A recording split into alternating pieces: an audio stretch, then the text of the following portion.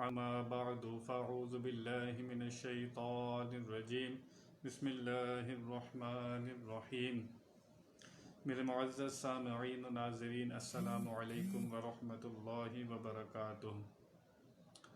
میرے پیارے آقا صلی اللہ تعالی وسلم کی پیاری پیاری باتوں کے ساتھ، محبت بھری باتوں کے ساتھ آپ کے سامنے حاضر خدمت ہوں۔ آج جو میرا موضوع ہے وہ ہے محبت رسول صلی اللہ تعالی علیہ وسلم۔ ہمارے ایمان میں ہمارے آقا صلی اللہ تعالی علیہ وسلم آخری نبی، ہم جس نبی کا کلمہ پڑھتے ہیں، ہمارا ایمان مکمل ہونے میں ان کی محبت کتنا مقام، کتنا درجہ رکھتی ہے، آپ اندازہ نہیں کر سکتے۔ اگر حضور کی محبت ہر چیز سے زیادہ نہ ہو تو انسان کا ایمان مکمل نہیں ہوتا۔ ایک شاعر فرماتا ہے، محمد کی محبت دین حق کی شرط اول ہے، اسی میں ہو خامی تو سب کچھ نامکمل ہے۔ نماز اچھی، زکوٰۃ اچھی، روزہ اچھا، یہ سب کام کب اچھے بنتے ہیں اور یہ قبول کب کیے جاتے ہیں؟ جب دل کے اندر نبی کی محبت ہو۔ اگر دل کے اندر نبی کی محبت نہ ہو، ان کا پیار نہ ہو، دل میں ان کا حسد ہو، ان سے بغض ہو، نبی سے کسی طرح بھی انسان اگر محبت نہیں رکھتا، اس کا ایمان کامل نہیں ہو سکتا۔ ان بیان کرنے کا مقصد یہ تھا کہ ازل سے ایک جنگ چھڑ گئی تھی شیطان کے درمیان، آدم علیہ السلام کے درمیان۔ آپ نے واقعہ سنا، شیطان کو نکالا گیا جنت سے، زمین پر بھیج دیا گیا، مردود کا خطاب دیا گیا، اس کو اس بارگاہ سے نکال دیا گیا۔ جن چیزوں کی وجہ سے اس کو نکالا گیا تھا، اسی نے وہی جنگ جاری رکھی۔ لوگوں کو یہی گمراہ کرتا ہے جن وجہ سے یہ خود گمراہ ہوا تھا۔ اللہ نے اس کو سجدے کا حکم دیا، اس نے آدم علیہ السلام کو کہا کہ میں اس سے اچھا ہوں، یا اللہ میں آدم علیہ السلام سے بہتر ہوں، تو نے اس کو مٹی سے بنایا، مجھے آگ سے بنایا، آگ اوپر جاتی ہے، مٹی پست ہوتی ہے، تو لہٰذا میں آدم علیہ السلام سے اچھا ہوں۔ اللہ فرماتا ہے ابا واستکبر وکان من الکافرین، اس نے تکبر کیا اور یہ تھا ہی کافروں میں سے، وکان من الکافرین، یہ تھا ہی کافروں میں سے۔ حالانکہ یہ سجدہ کر چکا تھا، 6 لاکھ برس عبادت کرتا تھا، فرشتوں کا استاد تھا، جنت میں جاتا تھا، جنت میں رہتا تھا، اتنا اس کا درجہ تھا، لیکن اللہ تعالیٰ کی ایک بات نہ مانی اس نے۔ اللہ تعالیٰ کو وہ مانتا ہے، اللہ تعالیٰ کو وہ آج بھی سجدہ کر لے، اللہ سے انکار نہیں کرتا وہ۔ اس کی دشمنی ہے تو نبی کے ساتھ۔ آدم علیہ السلام اللہ کے نبی ہیں، اور آدم علیہ السلام کی اولاد ان کی اولاد کہلاتی ہے، چنانچہ اس کی دشمنی نبیوں سے بھی ہے اور آدم کی اولاد سے بھی ہے۔ اس نے کہا تھا یا اللہ مجھے مہلت دے، میں سب کو گمراہ کروں گا، میں کسی کو نہیں چھوڑوں گا۔ اللہ تعالیٰ نے اس نے مہلت مانگی، اللہ تعالیٰ نے اسے مہلت دے دی۔ اللہ نے کہا جا، جو کر سکتا ہے کر، جو میرے خاص بندے ہوں گے، جو مجھے مانیں گے تو اس کا کچھ نہیں بگاڑ سکے گا۔ وہ تیری عیش و عشرت پہ، دنیا کی لذتوں پر لات مار کر میرے ساتھ ہی ہوں گے۔ جا آزما لے ہمارے بندے کو۔ آج بھی جو شیطان کی ساری لذتوں پر، شیطان جتنی اس کو خواہشیں دلاتا ہے، اس کے دل میں پیدا کرتا ہے، انسان سب کو چھوڑ کر جب اپنا منہ رب کی طرف کر لیتا ہے اور سب سے ناطہ توڑ لیتا ہے، تو اللہ تعالیٰ اس بندے پر فخر فرماتا ہے اور شیطان سے فرماتا ہے دیکھا تو نے میرے بندے کو گمراہ کرنا چاہا، تو نے پورا زور لگایا کہ میں اس کو گمراہ کر لوں، اپنے قبضے میں کر لوں، تجھے ہم نے مہلت بھی دی تھی، تجھے اختیار بھی دیا تھا، تو جتنا اس کو بہکا سکتا ہے بہکا، لیکن یہ بندہ میرے لیے خالص تھا، یہ بندہ پھر بھی میرا ہی تھا۔ اللہ تعالیٰ پورا میدان شیطان کے ہاتھ میں دے کر اپنے بندے کو پھر بھی اس کے جال سے نکال لیتا ہے اور اس کو رمضان میں قید کر دیا جاتا ہے۔ پورا میدان اس کے ہاتھ میں دیتا ہے اللہ تعالیٰ، پھر بھی اللہ تعالیٰ جس بندے پر فضل کرتا ہے اور اس کو اپنی طرف لگانا چاہتا ہے، بندے کو اللہ تعالیٰ ہدایت عطا فرماتا ہے، اس کو سمجھ عطا فرماتا ہے، اس کے ارادے میں اللہ تعالیٰ اتنی طاقت پیدا کرتا ہے کہ وہ بندہ اب شیطان سے مقابلہ کر سکے، اپنے نفس سے مقابلہ کر سکے۔ اس لیے اللہ تعالیٰ نے روزے بندوں پر فرض کیے تاکہ ان کے اندر طاقت پیدا ہو۔ جب یہ حلال چیزوں کو چھوڑیں گے تو حرام چیزوں کو کیوں نہ چھوڑیں گے، ان کے اندر طاقت پیدا ہوگی۔ اس لیے اللہ تعالیٰ نے بندے کو طاقت دی، ارادے میں مضبوطی دیتا ہے اور شیطان سے جنگ کرنے کے لیے اللہ تعالیٰ بندے کو طاقت عطا فرماتا ہے۔ تو ازل سے شیطان کی آدم علیہ السلام سے دشمنی، چنانچہ یہ جن وجہ سے نکالا گیا تھا، ایک اس نے نبی کی تعظیم نہیں کی تھی، ان کا ادب نہیں کیا تھا، احترام نہیں کیا تھا۔ انہوں نے کہا تھا میں اس سے بہتر ہوں۔ کیا کہا تھا نبی کے بارے میں؟ آدم علیہ السلام اللہ کو بہت پیارے تھے، اپنے دستے قدرت سے آدم علیہ السلام کو اللہ تعالیٰ نے بنایا تھا اور اللہ تعالیٰ نے آدم علیہ السلام کو خلافت عطا کی تھی۔ اللہ نے فرمایا تھا زمین پر میں اپنا نائب بنانا چاہتا ہوں۔ شیطان یہ چاہتا تھا کہ یہ خلافت مجھے مل جائے۔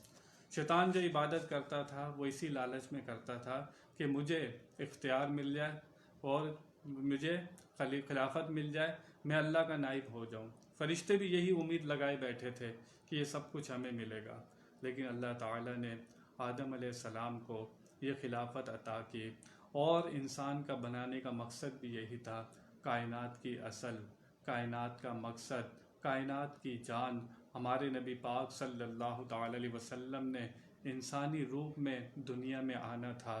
انہی کی وجہ سے اللہ تعالیٰ نے اس انسان کی تخلیق کی، آدم علیہ السلام کو بنایا، کیونکہ ہمارے نبی نے یہ روپ لینا تھا، اس وجہ سے انسان وجود میں آیا۔ اللہ نے یہی جواب دیا تھا فرشتوں کو کہ جو میں جانتا ہوں وہ تم نہیں جانتے۔ وہ اللہ تعالی حدیث قدسی میں فرماتا ہے اگر اس نبی نے دنیا میں نہ آنا ہوتا، نہ میں آسمان بناتا، نہ جنت بناتا، نہ دوزخ بناتا، نہ یہ قیامت ہوتی، کچھ بھی نہ ہوتا۔ اللہ فرماتا ہے یہ آخری نبی محمد الرسول اللہ صلی اللہ تعالی علیہ وسلم نے اگر دنیا میں نہ آنا ہوتا، میں اپنا رب ہونا بھی ظاہر نہیں کرتا۔ یہ ساری کائنات بنی ہے، یہ دنیا بنی ہے تو انہی کے لیے بنائی گئی ہے، انہی کی وجہ سے بنی ہے۔ اگر بندہ ان سے اگر محبت نہ رکھے، اور شیطان کا یہ اصل وار ہے، شیطان جانتا ہے جو نبی سے حسد رکھتا ہے، جو نبی سے بغض رکھتا ہے، جو نبی کی توہین کرتا ہے، اس پر جنت حرام ہو جاتی ہے۔ شیطان کو پتہ ہے جو نبی سے حسد رکھے گا، نبی سے بغض رکھے گا، اللہ تعالیٰ اس کے اوپر جنت کو حرام فرما دیتا ہے۔ یہ بھگت چکا ہے، اسے پتہ ہے کہ نبی سے دشمنی رکھنے کا انجام کیا ہوتا ہے، اس لیے آج بھی اس کا یہ فتنہ جاری ہے۔ کسی کو اعمالی طور پر یعنی کہ کسی کو متکبر کرتا ہے، اور جو تکبر کرتا ہے حدیث پاک میں آتا ہے وہ جنت کی خوشبو بھی نہیں سونگھ سکتا۔ یہ کسی کو متکبر بناتا ہے، کوئی عبادت کر رہا ہوتا ہے اسے ریاکار بناتا ہے، کیونکہ شیطان بھی جو عبادت کرتا تھا وہ ریاکاری کی وجہ سے برباد ہوا۔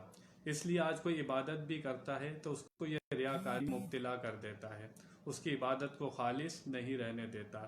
کوئی کسی غریب کی مدد کرتا ہے جو اس کو بھی ریاکاری میں مبتلا کر دیتا ہے۔ حدیث شریف میں ہے کسی کی مدد کرنی ہے دائیں ہاتھ سے دو، بائیں ہاتھ کو پتہ نہ چلے، اس طرح کسی غریب کی مدد کرو۔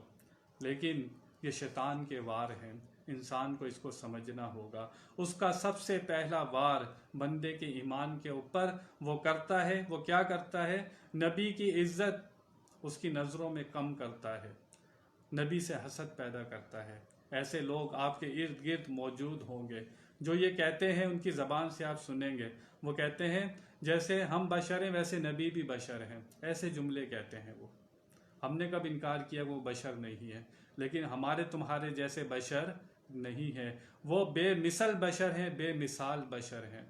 اگر وہ انسان بشری میں دنیا میں نہ آتے، وہ کھاتے پیتے نہیں تو ہمیں کیسے پتہ لگتا؟ ہم ان سے تعلیم کیسے لیتے اگر وہ انسانی شکل میں نہ آتے؟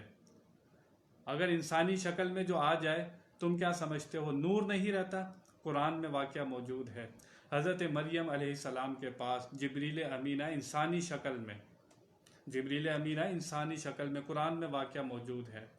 اور حالانکہ جبریل تو نورانی ہے، نوری فرشتے ہیں، اس کے باوجود انسانی شکل لے کر آپ دنیا میں آئے۔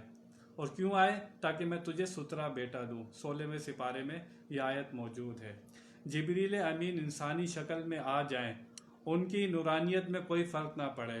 ہمارے نبی پاک صلی اللہ تعالی علیہ وسلم اگر انسانی شکل میں آ جائیں تو کیا ان کی نورانیت کا کوئی انکار کر دے گا؟ احادیث موجود ہیں، اللہ فرماتا ہے سب سے پہلے میں نے اپنے نور سے نبی کے نور کو بنایا۔ واضح احادیث موجود ہیں۔ اور قرآن میں اللہ تعالیٰ وہ حضور کو واقعات یاد دلاتا ہے جو حضور کی ظاہری طور پر آپ تشریف لے آئے، لیکن واقعات پرانے اللہ تعالیٰ یاد دلاتا ہے۔ اللہ فرماتا ہے آپ دیکھ علم تارا کیفا، حضور آپ دیکھ رہے تھے کہ ہم نے ہاتھی والوں کے ساتھ کیا کیا۔ اس ٹائم تو حضور دنیا میں تشریف نہیں رکھے، لیکن اللہ تعالیٰ واقعہ یاد دلا رہا ہے۔ کیا جو بندہ دنیا میں آیا نہ ہو، اگر آپ حضور کا دنیا سے آنے سے پہلے وجود نہیں مانتے نورانی، تو یہ سارے واقعات قرآن میں جو نبی کو یاد دلائے جاتے ہیں، یاد وہ چیز دلائی جاتی ہے جو واقعہ ہوا ہو، اس کو یاد دلایا جاتا ہے۔ اللہ تعالیٰ بار بار نبی کو واقعات یاد دلاتا ہے کہ حضور وہ یاد کیجئے، حضور میں نے بنی اسرائیل کے ساتھ کیا کیا تھا، حضور وہ بھی یاد کیجئے۔ قرآن میں آپ جگہ جگہ پڑھیں، اللہ اپنے حبیب کو وہ باتیں یاد دلا رہا ہے۔ تو ماننا پڑے گا حضور سب سے آخر میں تشریف لائے، لیکن سب سے پہلے اللہ تعالیٰ نے ہمارے نبی پاک صلی اللہ تعالی وسلم کی پیدائش فرمائی، اپنے نور سے نبی کے نور کو پیدا فرمایا۔ شیطان کی اصل جنگ یہی ہے، یہ انسان کی نظر میں نبی کی حقیقت کو کم کرتا ہے، اس کی تعظیم کو کم کرتا ہے، ادب کو کم کرتا ہے۔ اسی طرح جو نبی کی تعظیم کرے ان کے اوپر فتوے لگاتا ہے، کوئی کھڑے ہو کر سلام پڑھے نبی کے لیے، یہ شیطان بہت تکلیف ہوتی ہے اسے، یہ کہتا ہے دیکھو یہ مشرک ہو گئے۔ کیا نبی پر سلام پڑھنے والا مشرک ہو جاتا ہے؟ اللہ فرماتا ہے ان اللہ و ملائکتہ یصلون علی النبی، اللہ اور اس کے فرشتے درود بھیجتے ہیں اس غیب بتانے والے نبی پر۔ یا ایھا الذین آمنوا صلوا علیہ وسلموا تسلیما، اے ایمان والو تم بھی خوب درود و سلام بھیجو۔ اب مجھے بتاؤ، اللہ تعالیٰ نے حکم دیا ہے، اب اس میں اللہ نے بتایا کہ کھڑے ہو کے نہیں پڑھنا، بیٹھ کے پڑھنا، اذان سے پہلے پڑھنا، اذان کے بعد نہیں پڑھنا، کوئی حکم نہیں دیا گیا، اللہ نے کوئی ٹائم نہیں بتایا کہ کس وقت پڑھنا ہے، جب بھی پڑھو، جس حالت میں پڑھو، اللہ تعالیٰ قبول فرماتا ہے۔ اللہ نے جتنے حکم دیے یہ نہ فرمایا کہ میں نماز پڑھتا ہوں تم بھی پڑھو، میں زکوٰۃ دیتا ہوں تم بھی دو، نہیں، پورے قرآن میں ایک کام صرف نظر آتا ہے کہ اللہ اس کے فرشتے درود بھیجتے ہیں، پہلے اپنا ذکر فرمایا پھر حکم دیا۔ اس کی اہمیت کا بتایا جا رہا ہے کہ درود و سلام پڑھنا کوئی عام کام نہیں ہے، یہ وہ کام ہے جو رب بھی کرتا ہے، اور رب کا کوئی کام ثابت نہیں ہے۔ اللہ اپنے نبی کی تعریف فرماتا ہے۔ محمد کے معنی یہی ہے کہ جس کی بار بار تعریف کی جائے، محمد کے معنی یہی ہے۔ اور اللہ تعالیٰ اس کے فرشتے نبی کی تعریف کرتے ہیں۔ اللہ اپنے نبی سے محبت فرماتا ہے، تو مخلوق میں کون ہے جو ان سے محبت نہ رکھے؟ بڑا بدبخت ہوگا جو حضور سے محبت نہ رکھتا ہوگا، بڑا ظالم ہوگا۔ حضور کا جو حاسد ہوگا وہ کبھی جنت میں نہیں جا سکتا، یہ اللہ تعالیٰ نے ازل میں فیصلہ کر دیا ہے شیطان کو وہاں سے نکال کر۔ اللہ تعالیٰ کی شیطان کی کوئی دشمنی نہیں ہے آپس میں، شیطان اللہ کو مانتا ہے، شیطان کی کوئی دشمنی نہیں ہے، اس کی دشمنی ہے تو نبی کے ساتھ ہے۔ آج بھی جتنے لوگ ملیں گے، کوئی نبی کا گستاخ ملے گا، کوئی نبی کے صحابہ کا گستاخ ملے گا، کوئی نبی کے اہل بیت کا گستاخ ملے گا۔ دشمنیاں ہیں تو نبیوں سے ہیں، ان کے پیاروں سے ہیں۔ اللہ فرماتا ہے جو میرے ایک ولی سے دشمنی رکھے میں اسے جنگ کا چیلنج دیتا ہوں۔ جو اللہ کے نبی سے دشمنی رکھے گا وہ کون سی دوزخ میں جائے گا، سب سے نچلے طبقے میں وہ دوزخ میں جائے گا۔ تو نبی کی محبت ایمان کی جان ہے، اگر اسی میں خامی ہو تو انسان کا کچھ بھی مکمل نہیں ہو سکتا۔ چنانچہ اللہ تعالیٰ قرآن پاک کی آیت سنیں۔ میرا آج سے موضوع ہی یہی ہے میرے آقا صلی اللہ علیہ وسلم کی محبت کتنی ضروری ہے، ہم اس کا اندازہ ان آیات سے کرتے ہیں، ان احادیث سے کرتے ہیں۔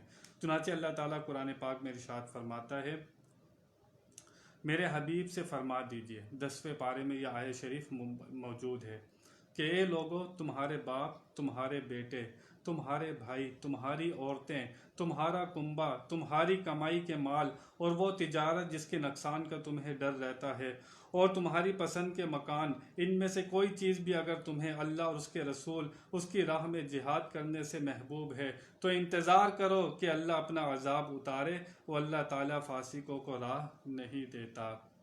تمہارے باپ، تمہارے بھتیجے، جو کچھ بھی اگر اللہ رسول کی محبت سے زیادہ محبت رکھتے ہو تو پھر اللہ کے عذاب کا انتظار کرو۔ تمہیں ہر چیز سے زیادہ پیارا اللہ اور اس کا رسول ہونا چاہیے، اس آیہ مبارکہ میں بتایا جا رہا ہے۔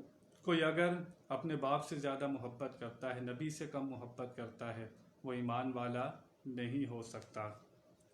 دوسری آیہ مبارکہ 11ویں پارے میں اللہ تعالیٰ ارشاد فرماتا ہے، مدینے والوں اور ان کے گرد دیہات والوں کو لائق نہ تھا کہ رسول اللہ صلی اللہ علیہ وسلم سے پیچھے بیٹھے رہیں، اور نہ یہ کہ ان کی جان سے اپنی جان پیاری سمجھے۔ نبی کی جان سے اپنی جان کو پیارا نہیں سمجھنا۔ قرآن بتا رہا ہے تمہاری جان ان پر فدا ہو جائے، ان پر صدقے ہو جائے، ان پہ وارد ہو جائے، لیکن تمہاری جان نبی کی جان سے زیادہ پیاری نہیں ہے۔ ہونا یہی چاہیے تھا کہ تم نبی کی جان کو اپنی جان سے پیارا سمجھو۔ یہ قرآن پاک کی آیات ہیں، یہ اللہ تعالیٰ فرما رہا ہے، ان سے محبت کا حکم دیا جا رہا ہے۔ حدیث شریف میں آتا ہے، تم میں کوئی مومن نہ ہوگا جب تک میں اس کے نزدیک اس کے ماں باپ، اولاد اور سب آدمیوں سے زیادہ محبوب نہ ہو جاؤں۔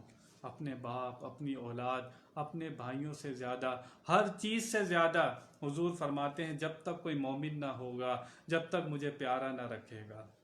تو آپ کی محبت ایمان کی جان ہے، اگر اسی میں ہی خامی ہو تو کچھ بھی مکمل نہیں ہے۔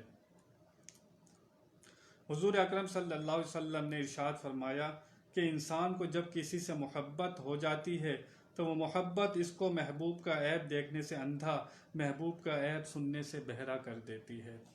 کوئی نبی سے محبت کا دعویٰ بھی کرے، پھر نبی کے اندر عیب بھی تلاش کرے، کوئی نقص بھی تلاش کرے، تو اس کی محبت کامل نہیں ہے۔ حضور فرماتے ہیں جو جس سے محبت کرتا ہے وہ اس کے لیے اندھا بہرا ہو جاتا ہے، اور اس نبی کے اندر عیب ڈھونڈتا ہے جس کو اللہ تعالیٰ نے ہر عیب سے پاک بنایا، ہر عیب سے پاک بنایا۔ وہ اللہ کے محبوب ہیں، معمولی مقام ہے، اللہ کے محبوب ہیں۔ ہمارا محبوب ہو، ہم اس کے عیب نہیں دیکھتے، اندھے بہرے ہو جاتے ہیں۔ دنیا والوں کا یہ نظام ہے۔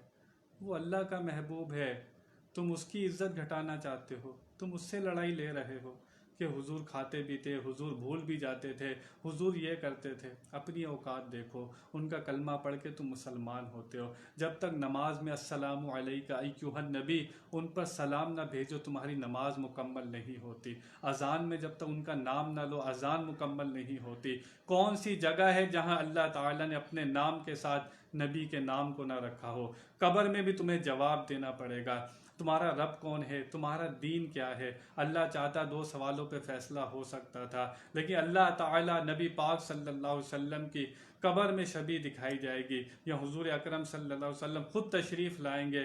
بندے کی آنکھوں میں پردہ ہے، علماء فرماتے ہیں جب بندوں انتقال ہوگا، جیسی آنکھوں سے پردہ ہٹے گا اسے ہر طرف نبی کا جلوہ نظر آئے گا۔ فرشتے سوال کریں گے اس نبی کے بارے میں کیا کہتا تھا، ماضی کا صیغہ ہے، حال کا صیغہ نہیں ہے۔ جو دنیا میں جو تو عقیدہ رکھتا تھا ان کے بارے میں اب بتا، وہاں پوچھا جائے گا۔ اور جو کچھ انسان دنیا میں ان کے بارے میں جیسا عقیدہ رکھتا ہوگا وہ وہیں قبر میں وہی جواب دے گا۔ اگر وہ کہتا ہوگا میری طرح بشر تھے، عام آدمی تھے، یہ بھی بھول جاتے تھے، میں بھی بھول جاتا تھا، ہماری طرح تھے یہ، اگر اس طرح کا جواب دے گا تو فرشتوں کے ڈنڈے بھی تیار ہوں گے۔ لیکن جو ایمان والا ہوگا وہ کہے گا میں تو ایک جھلک دیکھنے کے لیے اپنی جان ہتھیلی میں رکھ کر گھومتا تھا، میں تو قبر میں آیا اس لیے ہے، میں تو موت کا انتظار کرتا تھا کہ کب موت آئے میں نبی کا دیدار کروں۔ کتنے لوگ موت کو محبوب رکھتے ہیں اسی وجہ سے کہ جیسے ہی موت آئے گی نبی کا دیدار ہو جائے گا۔ لوگ تمنا رکھتے ہیں اس چیز کی۔ تو نبی کی محبت ایمان کی شرط اول ہے۔ حضرت حسان حضور اکرم صلی اللہ علیہ وسلم کے سامنے نعت شریف پڑھا کرتے تھے، آپ کو سنایا کرتے تھے۔ حضور نے ان کے لیے ممبر لگوایا حضرت حسان کے لیے، آپ حضور کے سامنے آپ کے حضور کی نعت پڑھا کرتے تھے، اور حضور نے ان کو دعا دی۔ حضور نے فرمایا جو نعت پڑھتا ہے اس کا چہرہ اللہ تعالیٰ سلامت رکھے۔ اللہ نے اس کے چہرے پر دعا دی۔ یا رسول اللہ صلی اللہ علیہ وسلم، حضرت حسان فرماتے ہیں میری آنکھ نے آپ سا حسین و جمیل اور کوئی نہیں دیکھا، کیونکہ آپ سا حسین و جمیل کسی ماں نے جنا ہی نہیں۔ آپ تو ہر عیب سے پاک پیدا کیے گئے ہیں، گویا کہ آپ ایسے پیدا کیے گئے ہیں جیسا کہ آپ خود چاہتے تھے۔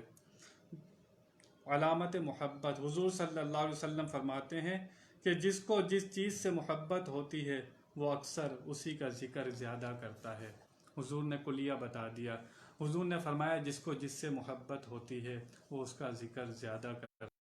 تو اس لیے دنیا کا قانون بھی یہی ہے، جو جس کا کھاتا ہے وہ اسی کا گاتا ہے۔ اللہ تعالیٰ سسٹم بنایا ہوا ہے، اللہ تعالیٰ چاہتا سب کو ڈائریکٹ ہدایت ملتی، نبی کی ضرورت نہیں تھی، لیکن اللہ نے وسیلے ذریعے بنائے، قرآن بھیجا، ہدایت کے لیے سب کا انتظام کیا۔ اللہ تعالیٰ کو کسی کی ضرورت نہیں ہے، لیکن بندوں کو ضرورت ہے۔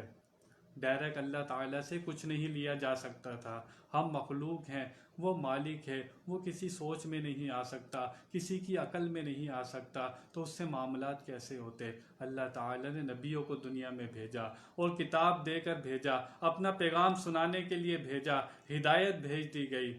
اللہ یہی چاہتا تھا جب تک لوگ اللہ کو مانیں، اس کی رسول کی بھی تعظیم کریں، ان کا ادب کریں۔ جگہ جگہ قرآن میں فرماتا ہے جو نبی کی اطاعت کرتا ہے وہ اللہ کی اطاعت کرتا ہے، جو ان کی فرما برداری کرتا ہے وہ اللہ کی فرما برداری کرتا ہے۔ جو نبی کو نہ مانے، اگر لا الہ الا اللہ پوری زندگی انسان کہتا رہے، اگر محمد الرسول اللہ نہ کہے، اس کا ایمان مکمل نہیں ہو سکتا۔ حضور نے فرمایا جو جس سے محبت رکھتا ہے اس کا ذکر بھی سب سے زیادہ کرتا ہے۔ اس لیے ہم تو جس سے محبت رکھیں گے اس کا ذکر بھی بار بار کریں گے۔ جو جس سے محبت کرتا ہے آپ دنیا میں بھی دیکھیں، اس کے ذہن میں بھی وہی ہوتا ہے، اس کے دل میں بھی وہی ہوتا ہے۔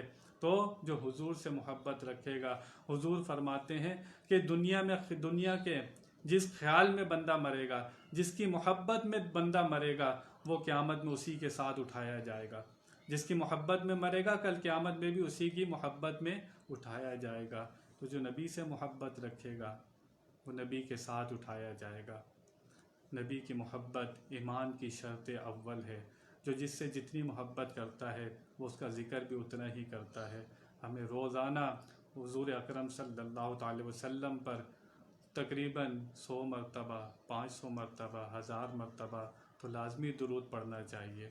کیوں؟ اگر ان سے محبت کرتے ہیں، ان کے درود و سلام کے نذرانے نہیں پیش کرتے اور ان سے دل و جان سے محبت نہیں رکھتے تو پھر ہمارے زبانی دعوے ہیں۔ ہمیں دعوے نہیں کرنا، دل سے ان سے محبت رکھنی ہے، ان کی تعظیم کرنی ہے۔ ان کی محبت ایمان کی شرط اول ہے، یہ ہمیں لازمی یاد رکھنا ہے۔ اور شیطان کا یہ اصل وار ہے کہ وہ نبی کی محبت بندے کے دل سے نکالنا چاہتا ہے اور نبیوں کا اسے گستاخ بنانا چاہتا ہے۔ یہ اس کی سب سے پہلی، کیونکہ شیطان کو پتہ ہے وہ نبی سے حسد کیا تھا، آدم علیہ السلام سے سجدہ نہیں کیا تھا، جنت اس پر حرام ہو گئی۔ وہ یہی مشن لے کر دنیا میں آیا ہے، نبیوں کا گستاخ بنا رہا ہے، لوگوں کو نبی کا بے ادب بناتا ہے، کہتا ہے تم بھی بشر ہو، ان کی تعظیم نہ کرو، ان کا ادب نہ کرو۔ یہ بندے کو شیطان سکھاتا ہے۔ انسان کو ہوش کے ناخن لینے چاہیے، قرآن و حدیث کا مطالعہ کرنا چاہیے کہ اللہ رسول نے، اللہ تعالیٰ نے خود حکم دیا ہے کہ ان سے محبت کرو، اپنی جان سے زیادہ ان کی جان کو پیارا سمجھو۔ اپنے باپ سے بھی زیادہ محبت نہ کرتے ہو، بیٹے سے کرتے ہو، اولاد سے کرتے ہو، مال سے کرتے ہو، لیکن ان کی محبت اللہ رسول کی محبت کے برابر نہیں ہونی چاہیے، یہ کم ہونی چاہیے۔ اللہ رسول کی محبت بہت زیادہ ہونی چاہیے۔ تو یہ مسلسل سلسلہ جاری رہے گا۔ حضور اکرم صلی اللہ علیہ وسلم کے بالوں میں اللہ تعالیٰ نے کتنا کمال رکھا تھا، حضور کے منہ مبارک، کل انشاءاللہ اس پر بیان کروں گا۔ بیان میں کوئی غلطی ہو اللہ کی بارگاہ میں توبہ کرتا ہوں۔ وآخر دعوانا ان الحمد للہ رب العالمین۔